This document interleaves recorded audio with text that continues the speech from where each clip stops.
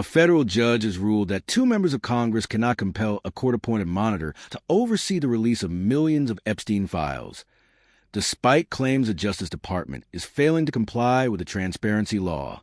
Representatives Ro Khanna and Thomas Massie argued that delays in releasing records traumatize survivors and violate the Epstein Files Transparency Act, but the judge said they have no legal standing in the Maxwell case. Advocates say the ruling raises questions about enforcement of the law.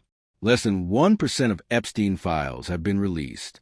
Despite a December 19th legal deadline, the Department of Justice has officially released only a tiny fraction of the documents required by law, roughly 12,000 of millions of pages, due mainly to redaction efforts to protect victims' identities. DOJ officials say the review is massive, involving millions of documents and hundreds of lawyers working full-time, but critics argue the pace is unacceptable. DOJ reject appointment of special master.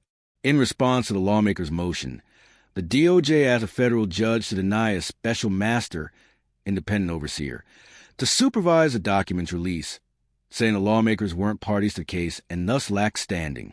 The department says the slow pace is due to legitimate privacy and legal review concerns, but opponents see this as obstruction. DOJ boosts review efforts with hundreds of personnel. The Department of Justice has assigned over 500 attorneys and staff to comb through Epstein-related documents, a sign of the immense scale of the file production. The agency says substantial progress is being made, although millions of potentially responsive materials remain to be processed and redacted. This effort includes personnel from multiple offices nationwide. Victims' advocates outraged at slow pace.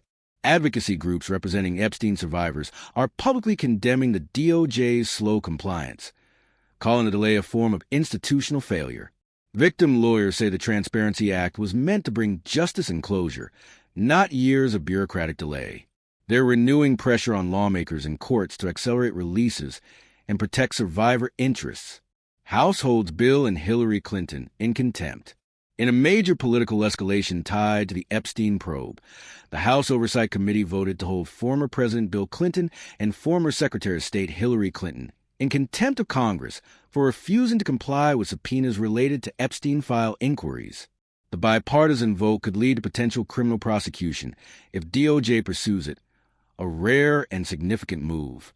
Ghislaine Maxwell seeks to overturn conviction. Epstein's close associate Ghislaine Maxwell, who's serving a 20-year sentence, has filed a petition in federal court asking for her conviction to be vacated or corrected. She claims new evidence and procedural issues undermined her original trial, although such filings historically face high legal hurdles. This motion could further complicate broader legal proceedings tied to Epstein files and related lawsuits. Courts clarify lawmakers can sue separately. While lawmakers were barred from joining the Maxwell criminal case, a judge noted they do have the legal right to bring their own lawsuit to enforce the transparency law, just not as part of Maxwell's case file. That opens the door to separate litigation aimed at forcing the DOJ's hand. Civil litigation against financial institutions continues. New civil lawsuits have emerged alleging that major banks, including Bank of America and BNY Mellon, helped enable Epstein's trafficking network by facilitating financial transactions. These suits seek to hold banks accountable for allegedly turning a blind eye to suspicious activity. Broader legal fallout and political reverberations. Beyond file releases and contempt votes, the Epstein saga continues to fuel political battles in Congress, push for legislative oversight changes, and trigger lawsuits by survivors and advocates who say the system has failed to deliver transparency and justice for years. Many observers say this legal fight will remain a major issue through 2020.